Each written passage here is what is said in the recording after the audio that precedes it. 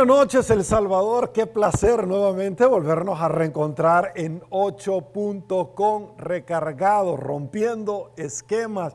Y es que hemos venido, como usted sabrá, teniendo entrevistas con salvadoreños que muchas veces no son figuras públicas, como usted los reconoce en los políticos, pero que aportan a este país en una forma increíble. Y por supuesto hemos querido tener un homenaje, honor a quien honor merece. Aquí hemos tenido a personas que se dedican al cine, a la música, médicos, abogados, hemos tenido personas de la farándula, hemos tenido personas que han obtenido un reconocimiento público, que han estado en diferentes certámenes poniendo en alto el nombre de El Salvador. Esta noche, con gusto, le doy la bienvenida al doctor Carlos Arturo Figueroa Baltodano, quien es un médico reconocido, y vamos a hablar con él precisamente. Es un cirujano pediatra, pero vamos a hablar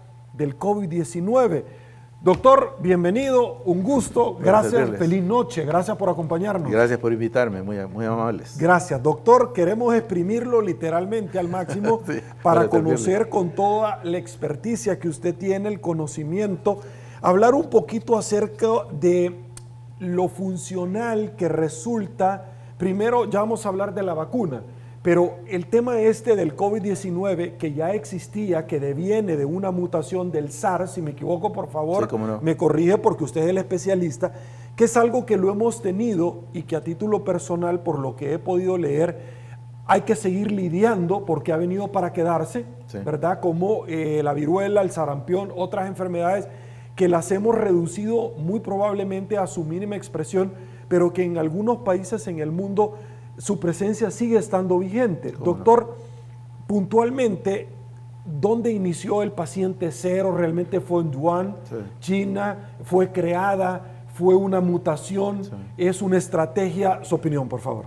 Bueno, hay una gran cantidad de noticias acerca de la situación que se plantea, y casi todo el mundo coincide en que el virus, por accidente o adrede, fue liberado en unos laboratorios médicos que están en China, pero esos laboratorios están asociados a laboratorios internacionales, marcas grandes internacionales, y que estaban estudiando o siguen estudiando supuestamente la prevención frente a las enfermedades virales a través de vacunas u otros medios.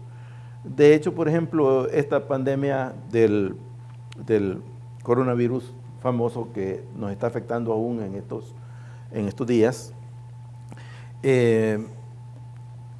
ha sido increíble la rapidez en que los laboratorios lograron desarrollar vacunas que no son vacunas en el sentido estricto de la palabra, como nosotros siempre lo entendimos, que eran productos derivados de los virus o de las bacterias, y que en una forma atenuada eran aplicadas a las personas, y eso hacía que el cuerpo reaccionara frente a esas proteínas que eran parte del microbio, y eso hacía de que uno tuviera defensas contra el microbio, y de esa manera pues se ha erradicado enfermedades gravísimas como la viruela, la poliomielitis, últimamente se dice del sarampión, etcétera. Estas vacunas no son exactamente eso, sino que es a través de métodos más sofisticados y difíciles de entender frecuentemente incluso para el gremio, en el sentido de que hay digamos dos elementos importantísimos en el desarrollo de la herencia de los seres humanos, que es el ADN, que todos reconocemos que es completamente distinto de una persona a otra, y el RNA, que es una molécula un poco más sencilla, que transmite ciertas características también y protege también al ADN. Y estas moléculas están metidas dentro de los núcleos de todas las células, de todos los seres vivos, no solo de los humanos. De modo que lo que han hecho los de las vacunas es hacer un RNA que modifica a las células, de modo que la célula reconozca al coronavirus como un elemento dañino al organismo y reaccione contra él en el futuro. Claro, la eficacia de las distintas clases de vacunas que tenemos en el mercado en este momento varía, ¿verdad? En el país nosotros supuestamente nos están aplicando la vacuna de la compañía AstraZeneca, que entre todas tiene digamos, un porcentaje menor de protección en relación con otras, de efectividad, de eficacia en relación con otras. La mayor parte de las vacunas, como Pfizer, por ejemplo, tienen 97, 98% a veces, según los reportes, de eficiencia, mientras que Astra tiene posiblemente 95, 96 o menos por ciento de eficacia para combatir a la enfermedad. Muchas otras enfermedades hemos tenido de las vacunas tradicionales que la vacuna no protege exactamente, completamente contra la enfermedad, pero evita que la enfermedad le dé grave. Por ejemplo, hace muchos años, y creo que todos nosotros tenemos cicatrices de BCG, que nos aplican recién nacidos. La vacuna la BCG, que es contra la tuberculosis, no nos protege de la tuberculosis en sí completamente, pero nos protege de las formas más graves de tuberculosis, como la tuberculosis del meningia, ¿verdad? Que es mortal o incapacitante. Meningitis, que meningitis tuberculosa, ¿verdad? Porque meningitis hay un montón de factores que pueden dar. Esa modalidad se va a la cabeza.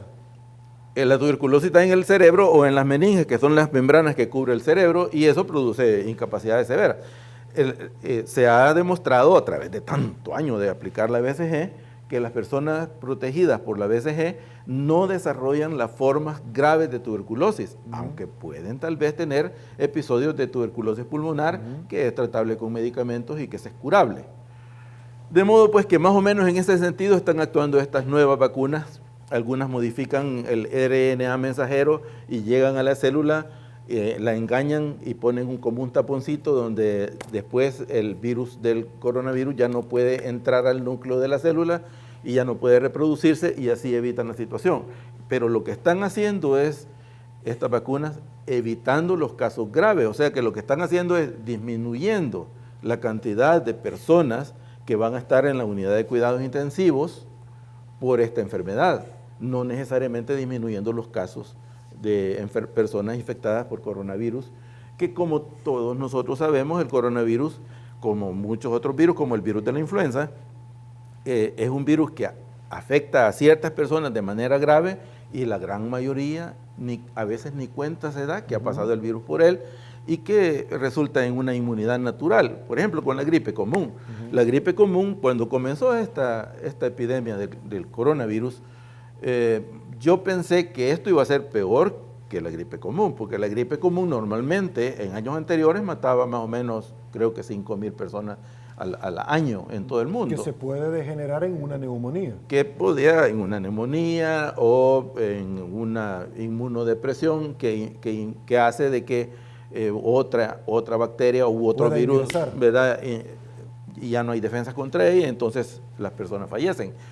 Y yo pensé que esto, como ser un virus nuevo, iba a ser el doble, pero no, ha sido increíblemente mucho más grande la mortalidad del virus del SARS-CoV que el de la gripe común.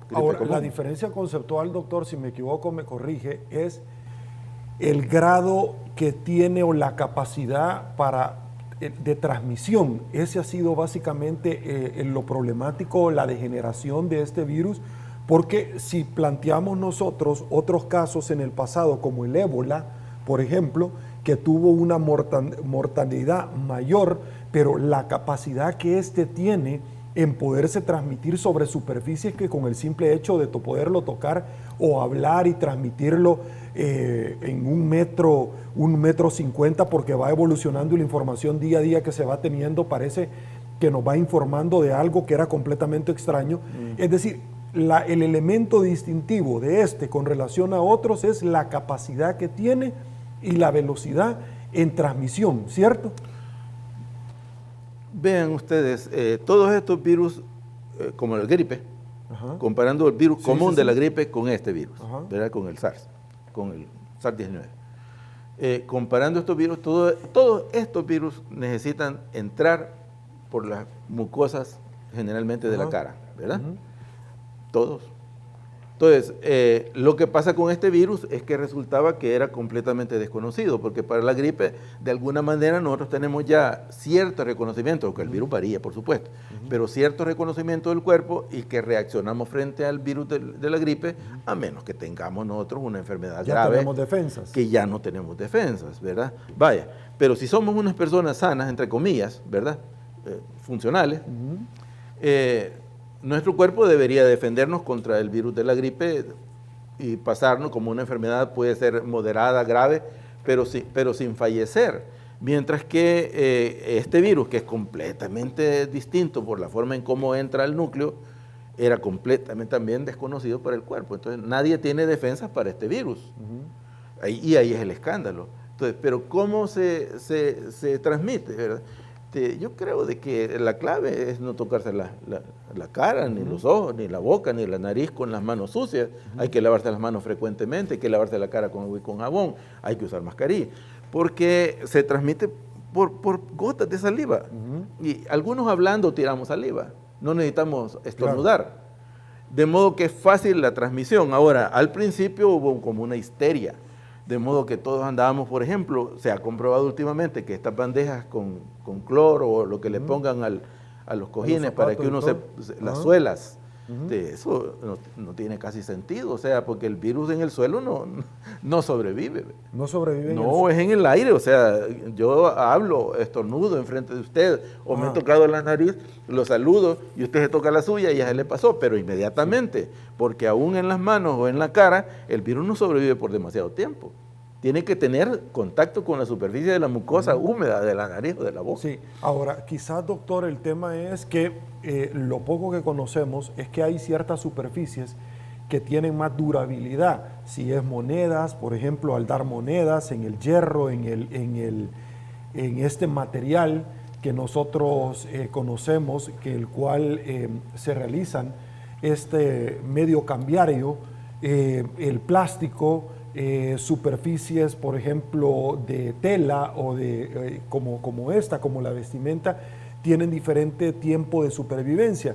Pero si usted lo puede traer en el suelo, lo toma porque alguien estornudó, quedó en el suelo, y si la suela de su zapato lo puede llevar hasta su casa, de pronto los niños que andan gateando o un perrito, no sé, de pronto ¿no viene por ahí la lógica? Sí, pero de todas maneras, este es un virus que se pasa por el aire, por gotas de saliva o por estornudos enfrente de usted, o porque yo estornudo, me tapo con la mano, lo toco a usted y en un espacio de tiempo corto usted también se toca la nariz o la boca o los ojos y ahí sí se transmite. Pero el virus no sobrevive demasiado en la superficie inerte, como la ropa, la mesa, el metal o el cristal. No sobrevive demasiado ahí. O sea, ¿cuánto es no demasiado? Este virus está en estudio, pero póngale que quizás en el cristal, digamos, el moco que cayó allí, porque es moco, ¿verdad? Se seca, digamos, en 15 minutos. En 15 minutos usted puede tocar ahí y no le pasa nada. Okay. O sea, estamos hablando de que tiene que ser, por eso lo más importante ahorita y lo que no va a parar por bastante tiempo es el uso de la mascarilla. Incluso en las últimas recomendaciones que se están dando en los Estados Unidos, por ejemplo, que personas que ya recibieron las 2 dosis de la vacuna, porque recuerden que esta vacuna que estamos nosotros recibiendo aquí es de 2 dosis, claro, ¿verdad? Solo Mead Johnson tiene una vacuna que solo es de una sola dosis. ¿Cuál es la diferencia para determinar si es una o son 2, doctor? El fabricante.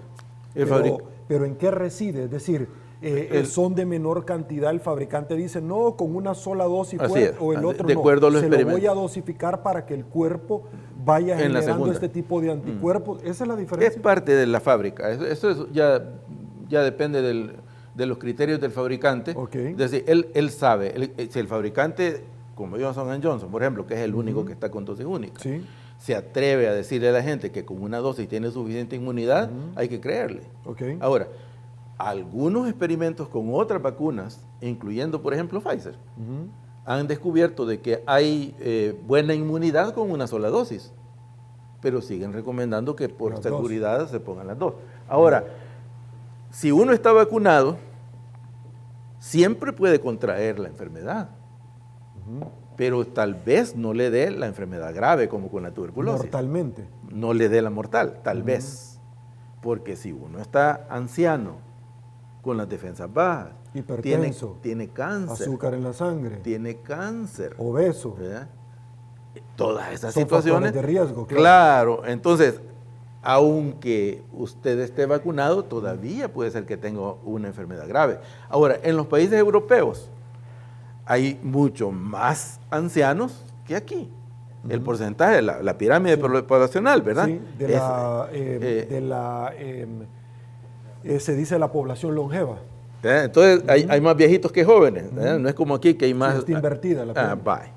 Entonces, habiendo tanto anciano que ha sido mantenido artificialmente saludable, entre comillas, o por lo menos funcional, la mortalidad es mucho mayor.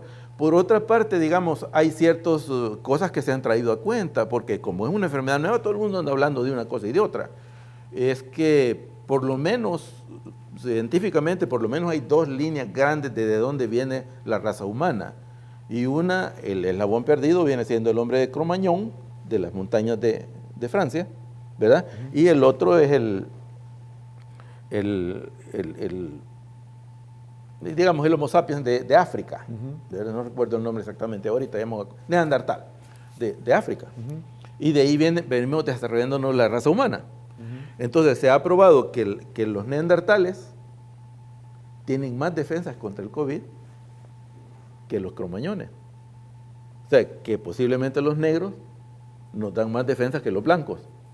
Y en las mezclas de raza, sí, y en las mezclas de raza que tenemos mestizaje. nosotros, que somos, quién sabe qué mezcla más Mestizaje. enorme de raza, ¿verdad? Por las migraciones, por las conquistas, por todo. Aparentemente la raza que tiene más sangre india, digamos, más sangre autóctona del país, de la región, posiblemente tengamos un poquito más de defensas contra la enfermedad, porque predomina Neandertal sobre Cro-Magnon en nuestra genética, posiblemente. Esto ha sido objeto de estudios de toda clase, y de hecho el mecanismo en que funcionan las vacunas es nuevo y francamente difícil de entender aún para algunos de los médicos. Al principio de la pandemia o a mediados de la pandemia, cuando empezaron a salir las vacunas, una señora científica investigadora española en un noticiero español salió protestando y diciendo que ¿cómo es eso que están diciendo que la comunidad científica está bien informada? Si yo soy parte, decía ella, no lo estoy diciendo yo de mí, si yo soy parte de la comunidad científica, yo no tengo idea de cómo está funcionando esta situación. Entonces, es difícil de entender aún para la comunidad científica, excepto para los que están trabajando exactamente solo en la investigación relacionada a la pandemia. Ok. Doctor, al hablar de vacunas, la gente debe de entender que lo que se ha llegado a desarrollar es precisamente un medicamento donde se le está inyectando a la persona parte de la enfermedad en una dosis menor para ayudarle precisamente al sistema inmunológico a que empiece a identificar esta nueva enfermedad, a generar anticuerpos y a prepararse. Es eso lo que nosotros conocemos como otras vacunas de otras enfermedades que se genera precisamente en el anticuerpo. Debo de preguntarle, no hay una vacuna que pueda generar en determinado momento problemas secundarios porque cada cuerpo reacciona de una forma muy diferente. Usted nos ha explicado las diferentes variantes que hay, no solamente en ciertos elementos físicos o de salud, que de hecho cuando una persona va a pasar consulta o algún tipo de intervención, le preguntan, alguien de su familia es hipertenso, usted está medicado, alguien de su familia tiene azúcar en la sangre, es diabético, y entonces empiezan a como sacar una especie de radiografía. No podríamos estar hablando de que alguien podría reaccionar en forma negativa frente a una vacuna como esta del COVID-19? Sí, definitivamente, ¿verdad? Definitivamente. Quisiera hacer también una diferencia en cuanto a la vacuna que nosotros estamos recibiendo en el país con relación a las demás. Sí. Vaya, todas las demás vacunas llevan un RNA que le llaman mensajero, de esos dos ácidos importantes en la formación de la herencia nuestra en el DNA. Entonces, un RNA mensajero, que es el que tiene el taponcito para el sitio donde debería entrar el virus y ya no puede entrar. Mientras que la vacuna que estamos recibiendo nosotros de AstraZeneca, supuestamente en el país, porque difícilmente tenemos la información completa de qué nos están inyectando, pero se supone que es esa, es una vacuna en donde se ha modificado un virus parecido, pero distinto. De modo que este virus sea el que lleva la espinita a tapar el sitio donde va a entrar el coronavirus. Es decir, un adenovirus, que es otro virus que frecuentemente produce gripe también, está modificado de modo que en vez de ser un RNA mensajero, es un virus el que lleva la espinita que va a tapar el agujerito en donde el virus del coronavirus llega y penetra al núcleo de las células. Como que esta vacuna es distinta. Ahora, lamentablemente es una situación bastante difícil en el país, porque para que haya una inmunidad de rebaño, que le llaman, en el que la gente se transmite la inmunidad directamente sin necesidad de vacunarse de unos a otros, necesitamos vacunar más o menos el 90% de la población, ¿verdad? Y si aquí ya vemos, digamos, casi 7 millones de habitantes en el país, deberíamos vacunar más de 6 millones de habitantes, 2 dosis de vacuna AstraZeneca, estamos hablando aquí de más de 12 millones de dosis de vacuna. Y las cantidades que están actualmente en el país verdaderamente no se acercan a esa cifra. Entonces, se está protegiendo al personal de salud. Ya hay bastante proporción de gente ya vacunada en los hospitales y en los lugares en donde se tienen pacientes en general. Se está protegiendo a la policía, no estoy seguro de cómo lo estarán haciendo, porque tiene que andar en medio de la gente y se unta de la enfermedad, o a los soldados que también andan haciendo ahora desde hace bastante tiempo labores de patrullaje en las calles. Personas que están expuestas al contacto con personas contagiadas. Eso en el país no estoy seguro yo cuándo se irá a cumplir que en el país se pueden conseguir 12, 14 millones de dosis. Eso para mí resulta bastante difícil de entender, sobre todo porque la producción de la vacuna es limitada, porque los países están peleando las vacunas. Ustedes leyeron quizás la noticia hace poco que Italia no dejó salir un embarque de esta vacuna, de esta nuestra, de la que nos están poniendo nosotros, que iba para Australia, ¿verdad? Y no la dejaron salir porque la iban a usar en su propia población. Doctor, aguánteme un ratito, quiero compartir este video de una doctora, la doctora de Barrientos, de las cuales María Eugenia de Barrientos, que se refirió sobre el tema de la vacunación. Precisamente se lo comparto. Pero lo más importante es que para mi pueblo El Salvador la respuesta es no. No hay que ponernos la vacuna del COVID. Primero, porque es una tecnología nueva, nunca antes ocupada en humanos. Segundo, ha sido elaborada rápidamente. A mí me mencionan que no es cierto que ha sido elaborada rápidamente porque la farmacéutica Moderna tenía otro nombre antes y que viene investigando desde SARS y desde MERS esta vacuna. Entonces la pregunta que yo les hago a ellos es, si es cierto que ustedes están investigando esto desde SARS y MERS, ¿por qué no lo sacaron para SARS y MERS? Cuando MERS tiene 30% de mortalidad y SARS tiene 3% de mortalidad y SARS-CoV-2 tiene 2.5, 2.3. ¿Por qué quieren aplicarla ahorita y no la aplicaron cuando teníamos SARS y MERS si era tan segura? O sea, yo quiero saber esa respuesta. Y la otra cosa importante es entender que si ahora la han sacado apresuradamente es porque ellos dicen que el COVID no tiene cura, y yo digo tiene cura. Entonces, si tú tienes una enfermedad que sí tiene cura, entonces, ¿para qué esta velocidad en la fabricación de la vacuna? ¿Por qué exponer a los pueblos a ponérselas a su gente cuando ya estamos viendo que tenemos gente con mielitis, inflamación de la columna por estas vacunas? Tenemos gente ya con pequeñas convulsiones, tenemos gente con Guillain-Barré, gente con parálisis de Bell en la cara, eso por una enfermera que puso su propio, en su propio Facebook. Ella dice, yo fui vacunada y tengo parálisis, y llora porque claro, ella pensaba, le voy a hacer un bien a la gente dando un ejemplo de civismo poniéndome la vacuna.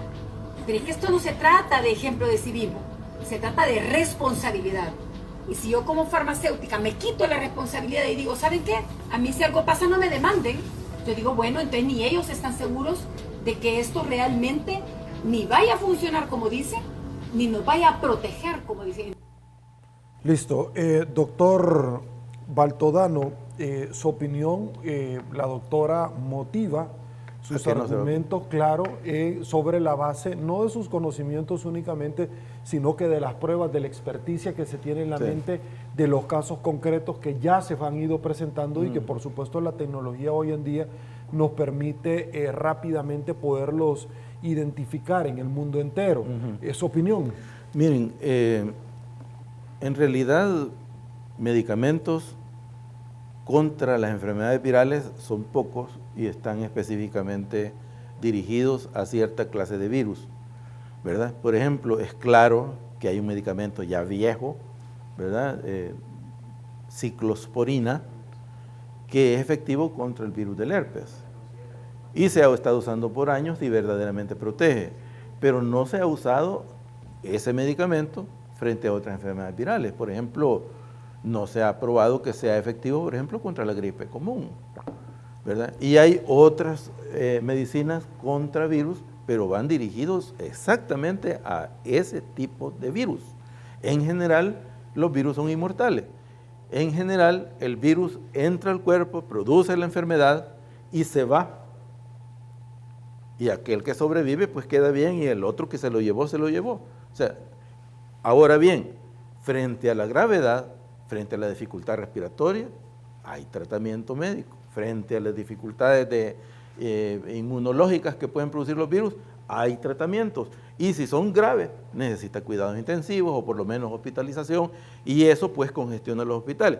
Lo que se ha estado haciendo al obligar a las personas a quedarse en casa, a tratar de no transmitir la enfermedad por el medio más común, que es por andar visitando amigos o reuniéndonos en grupos, o no usar la mascarilla, o no tener cuidado con el lavado de las manos y la cara, etcétera, etcétera, etcétera. Lo que están haciendo es tratando de que las unidades de cuidados intensivos no se atoren, ¿verdad? Porque podría haber llegado el momento en que tenían que haber sacado al peor a que se muriera para meter al que a criterio médico tendría posibilidades de salvarse con el cuidado de cuidados intensivos. De modo pues que, y eso ya es un problema ético y hasta puede ser delito, el condenar a alguien a morir y para salvar a otro. Entonces, ahora bien, ¿recuerdan ustedes con la gripe común? En mi tiempo, yo soy un hombre viejo, ya me vieron ustedes el montón de canas. En mi tiempo le decían, váyase a la casa, tómese sus 2 aspirinas, ¿verdad? Descanse, líquidos abundantes, tome limonada, líquidos abundantes y aspirinas. Pero miren cómo es el problema de las farmacéuticas. Vinieron los que fabrican el acetaminofén. Había una enfermedad más frecuente en niños que era una necrosis fulminante del hígado, que se llama síndrome de Reye, que todo el mundo siempre nosotros creímos cuando éramos estudiantes que era una enfermedad producida por un virus. Entonces dijeron de que la enfermedad de Reye estaba relacionada al uso de la aspirina. ¿Por qué? Porque todo el mundo que tenía una enfermedad viral tomaba aspirina y era natural que algunos la enfermedad viral se lo iba a llevar y se lo estaban echando a la aspirina porque todos habían tomado aspirina. Vaya, entonces prohibieron la aspirina y muchos pediatras dijeron, yo ya no receto aspirina, ¿verdad? Y ya hoy solo acetaminofén. Resulta que con el tiempo se dieron cuenta que pacientes que habían tenido gripe y les habían dado acetaminofén también estaban falleciendo por síndrome de Reye. De modo que otra vez no era la aspirina, no era el acetaminofén, era siempre el virus el que producía el síndrome de Reye. Pero por el pleito comercial de las grandes farmacéuticas, se hizo variar el criterio médico sobre una enfermedad. Y este es el gran problema que tenemos ahorita. Vaya, esta vacuna no es la mejor ni es la peor, la que nos están poniendo en El Salvador supuestamente. Pero es mejor vacunarse a no vacunarse. Por otro lado, muchas de las reacciones que la doctora Barrientos comentó ahorita hace poco en el video que nos mostraron, pueden ser también reacciones que no tienen nada que ver con lo fisiológico, sino que son psicológicas, ¿verdad? Por ejemplo, es una cosa conocida para los que hemos rotado por el Hospital Rosales en nuestro tiempo de estudiante, que llegan muchachas que se han peleado con el novio en la mañana y llegan convulsionando al Hospital Rosales, convulsionando de verdad, moviéndose tónicamente, con los ojos virados para afuera, saliendo la saliva por la boca. El médico ya sabe, médico viejo sobre todo, y ya dice, tráigame una de las inyecciones alemanas que tenemos para las convulsiones, que es agua destilada, amigo. ¿Agua destilada? Agua destilada. La que le ponen a las baterías de carro. Agua destilada de la que venden para inyecciones. Hay agua destilada para inyecciones. Entonces vienen, expiran en las aguas destiladas, 10 cc, y lo ponen en la nalga y el agua destilada duele. Ahora, es inocuo, pero duele. Ponen la inyección, ya la muchachita, ya no convulsiona. Ya ella se levanta. psicológicamente Ya se levanta. piensa ya que ya le dan el alta. La han curado por la medicina alemana pencona que tenían allí y nunca tuvo realmente nada. nunca le Era pusieron simplemente absolutamente nada. un problema psicosomático. Y de eso nosotros padecemos de todo, ¿verdad? Por ejemplo, cuando yo fui a vacunarme, estaban varias amigas mías enfermeras allí y 2 de ellas se vinieron conmigo, pues las traje para el Hospital Bloom, que ahí trabajan, porque el transporte de ellas iba a tardar demasiado y querían que yo las trajera, las traje para el Hospital Bloom. Una de ellas tranquila atrás y la otra venía con malestar y que quería que abriera la ventana porque quizás quería vomitar y cosas así, ¿verdad? O sea, yo no sentí nada, amigo. Yo no sentí ningún malestar. Ni siquiera me dolió la inyección. No he sentido nada después de la aplicación de la vacuna. No he tenido ningún efecto secundario. ¿Usted verificó los frascos de que le No, iban a...? no. Listo. Eso lo están haciendo ellos allá, preparando la inyección, uno no mira. Claro, lo que pasa, doctor, es que le pregunto esta situación porque, es decir, algo tendría que haber sentido, es decir, algún tipo de modificación. No necesariamente. No necesariamente. No necesariamente. ¿Por qué? Es decir, porque depende de cada quien. O sea, hay niños que usted le pone la DPT, que a todos se la ponen, ¿verdad? No le da nada, ¿verdad? Y por lo más que le diga a usted, si le da una fiebrita, déle acetaminofén y ya estuvo. Nada. A sus otros colegas de los cuales usted conoce que le pusieron la vacuna. No he visto ninguno que tenga una reacción secundaria grave.